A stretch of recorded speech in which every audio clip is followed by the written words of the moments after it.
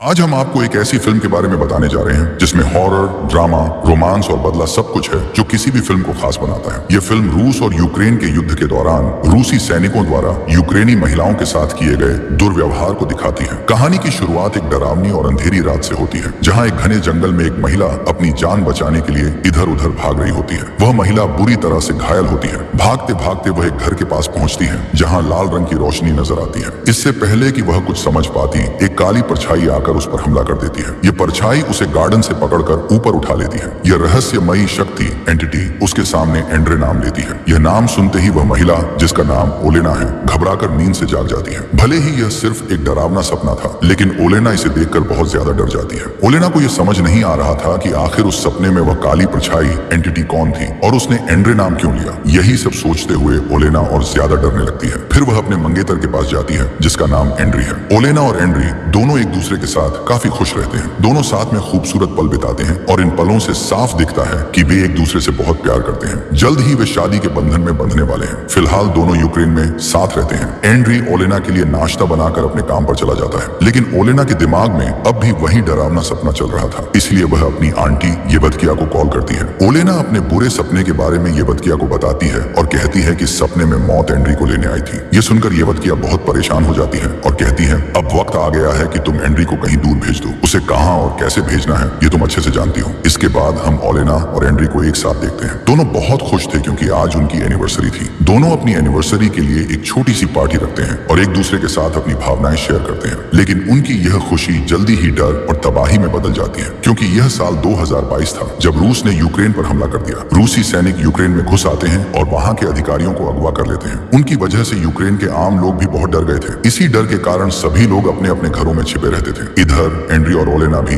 अपनी जान बचाने के लिए वहां से भागने का फैसला करते हैं, लेकिन उस समय यूक्रेन का हर इलाका रूसी सैनिकों के कब्जे में था। इसलिए ओलेना एंड्री से कहती है, हमें आंटी येवदकिया के पास चलना चाहिए। आंटी येवदकिया का घर शहर से दूर जंगल के बीचों बीच सुनसान जगह पर बना हुआ था। यह घर इतना सुरक्षित था कि वर्ल्ड वॉर के समय भी वहां कोई सैनिक नहीं पहुंच पाया था। इसलिए ओलेना एंड्री से वहीं चलने की जिद करती है और एंड्री भी उसकी बात मान जाता है। दोनों गाड़ी में बैठकर रवाना हो जाते हैं, लेकिन रास्ते में कुछ रूसी सैनिक उनकी गाड़ी रोक लेते हैं और उनसे पूछताछ करने लगते हैं। सैनिक उनकी गाड़ी की तलाशी भी लेते हैं। एंड्री उनसे बचने के लिए शांत तरीके से बात करता है, लेकिन रूसी सैनिक ओलेना के साथ बदतमीजी करने लगते हैं। एंड्री हालांकि किसी तरह वहां से निकलना चाहता था, इसलिए वह कुछ नहीं कहता और गुस्सा अंदर ही अंदर दबाकर शांत रहता है। पूछताछ करने के बाद भी सैनिक उन्हें जाने नहीं देते, बल्कि ये सैनिक अपने चीफ से ओलेना की मांग करते हैं ताकि उसके साथ जबरदस्ती इंटीमेट हो सके। चीफ भी इसके लिए सहमति दे देता है। जैसे ही उन्हें इजाजत मिलती है, सैनिक ओलेना के पास पहुंचकर उसे छूने की कोशिश करते हैं। यह सब देखकर एंड्री का गुस्सा उफान पर आ जाता है। वह अपनी गाड़ी से बंदूक निकालता है और सैनिकों पर गोलियां चला देता है। इस हमले में एक सैनिक मारा जाता है और दूसरा गंभीर रूप से घायल हो जाता है। किसी तरह एंड्री और ओलेना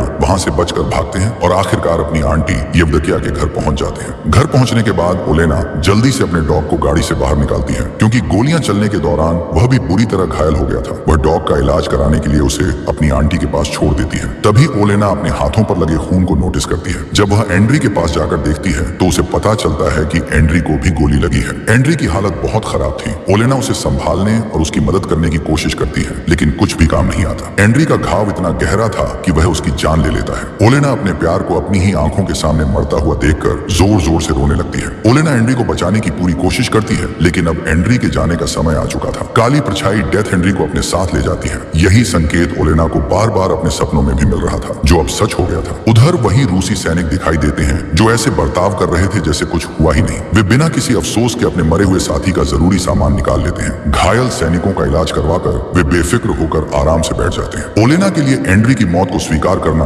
बहुत मुश्किल था। वह एंड्री की लाश को देखकर फूट फूट कर रोने लगती है। ओलेना को इस हालत में देखकर आंटी येवदकिया उसके पास आती है और उसे समझाने की कोशिश करती है। कहती है, सब ठीक हो जाएगा। इस पर ओलेना कहती है, मुझे कुछ ठीक नहीं चाहिए, बस मुझे एंड्री चाहिए। फिर ओलेना कहती है, मैंने कई जिंदगियां जी हैं, हजारों युद्ध देखे हैं, कई लोगों को खोया है, लेकिन एंड्री को खोने का दर्द सबसे ज्यादा है। मैंने पहली बार एंड्री के साथ एक सामान्य लड़की की तरह प्यार को महसूस किया था, लेकिन मुझसे यह खुशी भी छीन ली गई। ओलेना यह फैसला करती है कि जिनकी वजह से एंड्री की जान गई, वह उन्हें चैन से जीने नहीं देगी। वह कहती है, मैं उन्हें तड़पा तड़पा कर मौत की नींद सुलाऊंगी। मैं उनका जीना इतना मुश्किल बना दूंगी कि उन्हें मौत जिंदगी से कहीं ज्यादा आसान लगेगी। ये कहकर ओलेना वहां से जाने लगती है और आंटी येवदकिया को एंड्री की लाश जलाने के लिए कहती है। फिर वह खुद एक कुल्हाड़ी लेकर घर के अंदर बनी एक गुप्त दीवार के पास जाती है और कुल्हाड़ी की मदद से दीवार तोड़ने लगती है। दीवार को तोड़कर वह एक गुप्त चेंबर में चली जाती है जिसमें काले जादू, ब्लैक मैजिक और अन्य सुपरनेचुरल चीजें थी जो बहुत खतरनाक थी। ओलेना एक जादुई शीशे के सामने खड़ी हो जाती है और एक एक करके अपने सारे कपड़े उतार देती है। यहाँ हम देखते हैं कि ओलेना के दोनों हाथों की कलाई पर टैटू बने हुए हैं, लेकिन जब वह जादुई शीशे में देखती है तो ये टैटू बेड़ियों की तरह दिखाई देते हैं। ओलेना इन टैटूज जो कि बेड़ियां थीं को काट कर तोड़ देती है। फिर वह जो सुपरनेचुरल पावर एंड्री के लिए छोड़ चुकी थी उसे अपने शरीर में फैला देती है। कुछ ही देर में उनके शरीर में बदलाव होना शुरू हो जाता है। हम देखते हैं कि ओलेना की बॉडी में एक खास तरह की पावर दौड़ने लगती है। ये पावर वापस मिलते ही ओलेना काफी ताकतवर और खतरनाक बन जाती है। अब वह पूरी तरह से अपने दुश्मनों से बदला लेने के लिए तैयार हो जाती है। ओलेना कोई सामान्य लड़की नहीं थी, बल्कि वह एक चुड़ैल थी जो चुड़ैलों की दुनिया से दूर रहकर एंड्री के साथ अपनी जिंदगी बिताना चाहती थी, लेकिन ऐसा नहीं हो सका, इसीलिए वह फिर से इस दुनिया में लौट आई। इधर हम रूसी सैनिकों को देखते हैं। उनका चीफ बताता है कि खाने की सप्लाई अभी नहीं हो पाएगी क्योंकि जो खाने का ट्रक था उसे यूक्रेन ने रोक लिया था। फिर चीफ इनसे कहता है, अब तुम लोग पूरी तरह से आजाद हो, तुम्हें जैसे भी खाना लाना है तुम इसके लिए फ्री हो, तुम किसी को भी मार सकते हो। यह सुनकर सैनिक बहुत खुश होते हैं और अलग अलग होकर खाना ढूंढने के लिए निकल जाते हैं। कुछ सैनिक एक घर में खाना ढूंढने के लिए जाते हैं जहाँ एक बूढ़ा आदमी उन्हें घर से बाहर निकालने की कोशिश करता है, लेकिन ये रूसी सैनिक उस बुजुर्ग आदमी को मार देते हैं और उसके घर में जबरदस्ती घुस जाते हैं। यहाँ उन्हें उस बूढ़े आदमी की बेटी केटी दिखाई देती है। ये सैनिक केटी को पकड़ने की कोशिश करते हैं, लेकिन केटी किसी तरह से इनसे बचकर भागने लगती है। हालांकि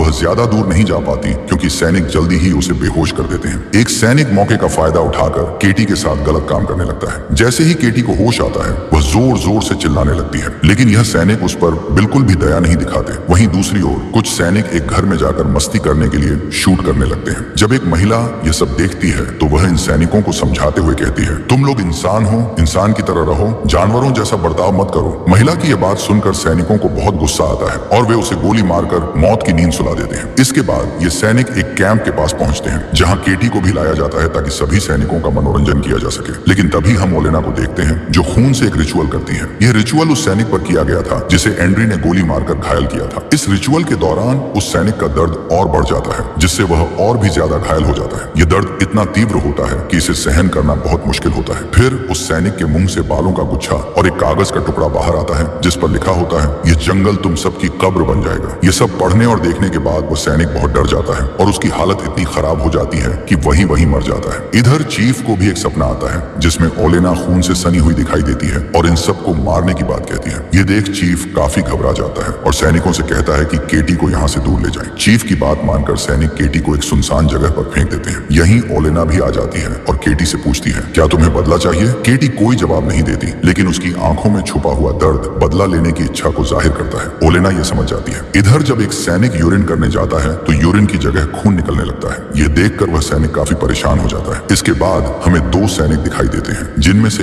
एक को ओलेना अपने काबू में करने की कोशिश करती है। जब वह उसे मारने के लिए आती है तो उसकी फैमिली की फोटो देखकर उसे नहीं मारती। इसके बाद ओलेना दूसरे सैनिक को पैसे का लालच देती है। जमीन पर बहुत सारे पैसे देखकर वो सैनिक लालच में आकर उसके पास जाने लगता है। अगली सुबह जब सभी सैनिक अपने फोन चेक करते हैं तो उन्हें एक ही संदेश मिलता है जिसमें लिखा होता है, तुम सबकी कब्र इसी जंगल में बनेगी। यह पढ़ने के बाद सभी सैनिक काफी घबरा जाते हैं, लेकिन चीफ इस पर ज्यादा ध्यान नहीं देता क्योंकि वह भूत प्रेत और काली शक्ति पर बिल्कुल भी विश्वास नहीं करता था। बल्कि चीफ इसे दुश्मनों की एक चाल बताता है और सभी सैनिकों को अलर्ट रहने के लिए कहता है। लेकिन तभी एक सैनिक सभी को जंगल की एक ऐसी जगह ले जाता है जहां बहुत सारी लकड़ी की गुड़ियां लटकी हुई थी। इसके बाद ये लोग अपने एक सैनिक साथी को देखते हैं जो पेड़ से बंधा हुआ था। उसके बाल उखाड़े गए थे, होंठ सिल दिए गए थे और पेट भी फटा हुआ था। इतनी बुरी हालत देख सभी शॉक्ड हो जाते हैं। एक सैनिक अपने साथी को बचाने के लिए जैसे ही कदम बढ़ाता है वैसे ही वह पेड़ से बंधा हुआ सैनिक बम के साथ फटकर मर जाता है क्योंकि ओलेना ने उसके सामने बम का ट्रैप लगा रखा था। यह देख सभी सैनिक उस सैनिक पर गुस्सा करते हैं और कहते हैं, तुम्हें ऐसा आगे नहीं बढ़ना चाहिए था। इधर हम ओलेना को देखते हैं जो काफी पावरफुल रिचुअल कर रही थी। इसमें वह एक दानव को समन करती है और फिर उसे अपने अंदर समा लेती है ताकि उसकी शक्तियां उसे मिल सके। जब येवदकिया अपने घर के बाहर निकलकर देखती है तो वहां बहुत सारी मरे हुए पक्षियों की बारिश हो रही होती है। ये देखकर येवदकिया डर जाती है और जल्दी से ओलेना के पास आ जाती है। जब ओलेना को देखती है तो वह समझ जाती है कि ओलेना अपने बदले को पाने के लिए काफी आगे बढ़ चुकी है। यह सब ओलेना के लिए भी बहुत खतरनाक था, इसलिए येवदकिया ओलेना को समझाने की कोशिश करती है कि अगर तुमने ये सब अभी नहीं रोका तो इसका खामियाजा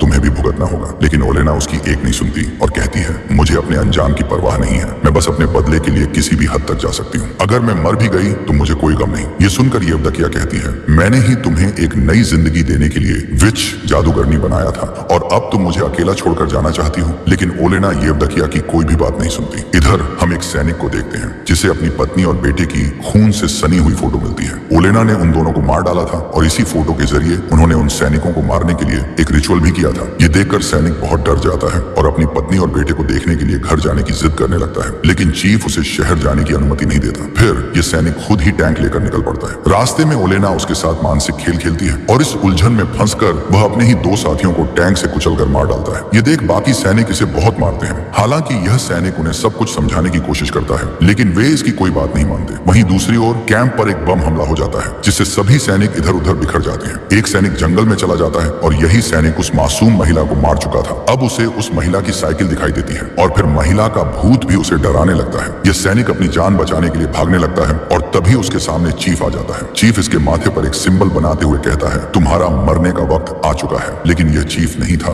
बल्कि ओलेना थी जिसने उसे मार दिया। ओलेना उसे मारने के बाद बड़ी बेरहमी से इसका दिल निकाल लेती है और फिर अपने घर लौट जाती है। जब बाकी सैनिक उसकी लाश को देखते हैं तो वे हैरान रह जाते हैं क्योंकि उन्हें यकीन नहीं होता कि दुश्मन इस हद तक जा सकते हैं। एक सैनिक सुपरनेचुरल पावर के बारे में बात करता है, लेकिन चीफ उसे डांट कर चुप करवा देता है क्योंकि वह इन सब बातों पर विश्वास नहीं करता। उधर जब आंटी येवदकिया ओलेना को सैनिक का दिल खाते हुए देखती है तो वह काफी डर जाती है और ओलेना को फिर से समझाने की कोशिश करती है, लेकिन ओलेना उसे हर्ट करते हुए कहती है, मुझे और पावर चाहिए। कुछ देर बाद जब ओलेना अपने होश में आती है तो वह येवदकिया से अपनी गलती की माफी मांगती है और फिर वहां से चली जाती है। येवदकिया अब ओलेना से डरने लगती है क्योंकि वह देख रही थी कि बदले की आग में ओलेना न केवल अपनी असली पहचान खो रही थी बल्कि एक खतरनाक और बुरी विच में भी बदलती जा रही थी। रात के समय ओलेना सैनिकों के कैंप में जाती है और वहां सभी के लिए एक चेतावनी छोड़ती है। अगली सुबह जब सैनिक मरे हुए साथियों की लाशें अपनी जगह पर नहीं पाते तो वे घबरा जाते हैं और जल्दी से लाशों को ढूंढने निकल पड़ते हैं। जैसे ही वे आगे बढ़ते हैं वे उन लाशों को पेड़ से लटकी हुई पाते हैं। यह देखकर एक सैनिक इतना डर जाता है कि वह खुद को मार लेता है क्योंकि वह ओलेना के हाथों मरना नहीं चाहता था, इसलिए उसने ओलेना का सामना करने से बेहतर खुद को खत्म कर लिया। इसके बाद उस सोल्जर को दिखाया जाता है जिसने केटी के साथ गलत काम किया था। इसके प्राइवेट पार्ट से कीड़े और मकोड़े निकलने लगते हैं और यह दर्द से तड़पने लगता है। अपनी जान बचाने के लिए यह सोल्जर केटी के घर पहुंच जाता है जहां केटी अपना बदला लेने के लिए इसे मारने वाली होती है, लेकिन यह सोल्जर इसके सामने गिड़गिड़ाते हुए उसे नहीं मारने की विनती करता है। तभी यह सोल्जर अपनी गन उठाता है और केटी को मारने की कोशिश करता है, लेकिन केटी इसे मार देती है। वहीं दूसरी तरफ ओलेना सभी सैनिकों को दिखाई देती है और उन्हें पकड़ने के लिए सभी उसका पीछा करने लगते हैं। दो सैनिक आपस में भिड़ जाते हैं और एक दूसरे को मार डालते हैं, जबकि चीफ और बाकी सैनिक ओलेना को शूट करते हैं जिससे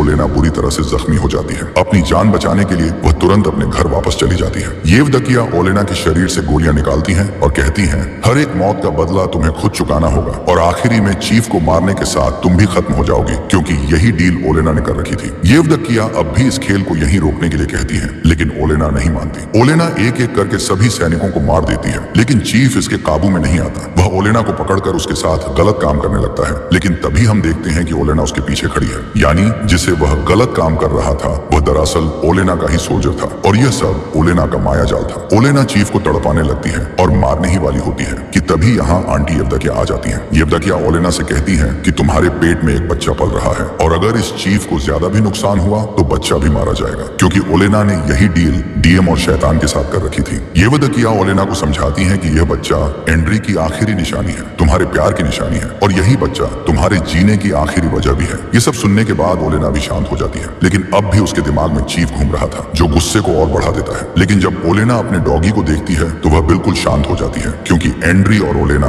दोनों ही इस डॉग को बड़े प्यार से अपने साथ रखते थे। ओलेना आखिर में कहती है कि माफ करना कोई हल नहीं है, क्योंकि आखिरी में सारी चीजें फिर से वापस आ जाएंगी। फिर येवदकिया कहती है कि चीफ को मारने की जरूरत नहीं है, बल्कि मेरे पास एक दूसरा प्लान है। फिर सीन बदलता है और हम देखते हैं कि चीफ को पूरी तरह से पागल कर दिया गया था। इसके अपने ही सैनिक इसे सभी सोल्जर्स का खूनी बताते हैं और फिर इसे प्रिजन में ले जाते हैं। कुछ समय बाद का सीन दिखाया जाता है जहां हम ओलेना को देखते हैं जिसने एक बच्चे को जन्म दिया है और अब वह अपनी जिंदगी की नई शुरुआत करेगी। इसका बदला भी पूरा हो चुका है और इसी के साथ ये मूवी खत्म हो जाती है।